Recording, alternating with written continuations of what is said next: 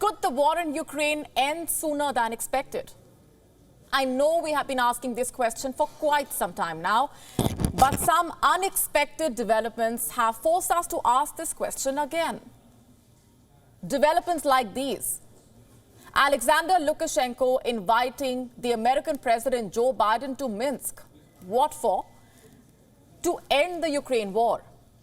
For the unversed, Lukashenko is the President of Belarus and one of Vladimir Putin's closest allies.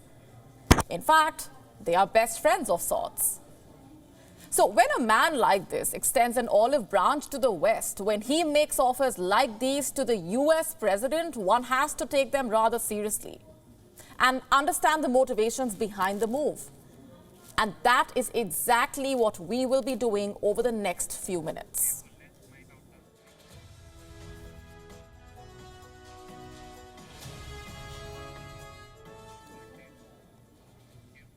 To start with, what exactly did Lukashenko say and where exactly did he say it?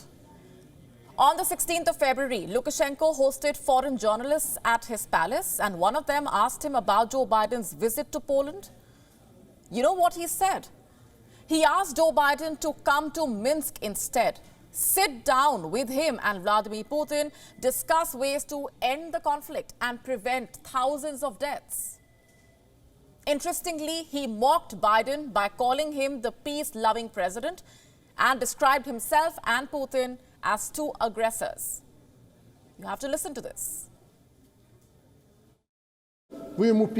Convey this message to him via your channels. We are ready to welcome him in Minsk and have a serious discussion. If he wants peace in Ukraine, and even Putin will fly in here in Minsk, and we will meet as a trio here in Minsk, two aggressors and the peace-loving president.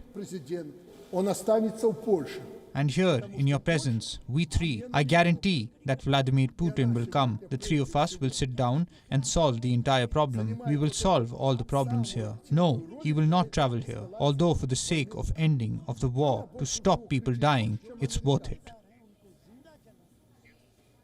You heard that. Come to Minsk. Putin will fly in as well. Let's meet as a trio and end the war. How exactly do we perceive this? Was Lukashenko joking or was he serious? I ask these questions because Lukashenko is an eccentric personality. He's notorious for his strange sense of humor. So should we be taking his words with a pinch of salt? Not this time, because it seems that Belarus is indeed interested in brokering talks between Putin and NATO. And here is why I say this. Just 23 hours before these remarks, Lukashenko made another interesting statement. He said his country will join the Ukraine offensive only if it is attacked. This statement is significant because for months now, the Western media has consistently raised fears that Belarus may help the Russian forces in facilitating a spring offensive.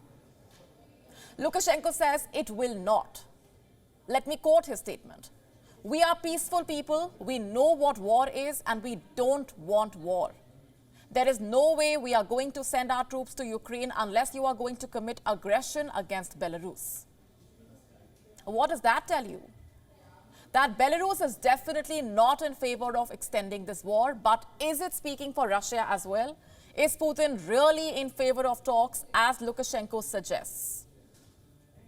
Last we checked, he had turned Biden's offer for talks. This was in December 2022. Biden had made a peace offer. He said, let's sit down. Putin did not want to do that. What about this time around? Well, he has had a change of heart. Have a look at this report. It's from a Russian news agency. It carries a quote from the Kremlin spokesperson, Dmitry Peskov, who has said that Putin is indeed ready for dialogue. But Washington is not. I am quoting once again, President Putin is always ready for dialogue with the Belarusian president, who will be in Moscow today.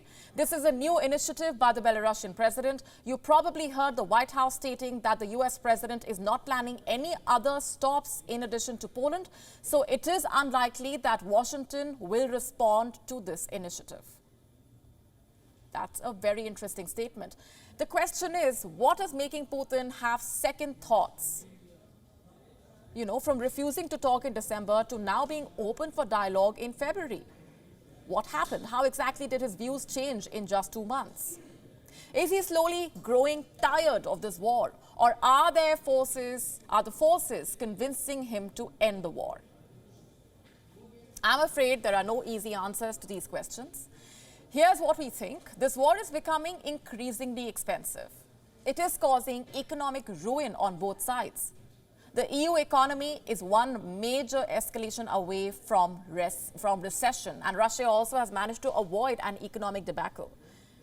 But it is slowly losing the means to sustain this war. The country's budget deficit has surged to astronomically high levels. So both sides are in dire straits, both are suffering losses, and this explains the peace offers that are being made. Can these offers yield something significant? Will Biden and Putin ever sit down for talks? We say it's high time that they did.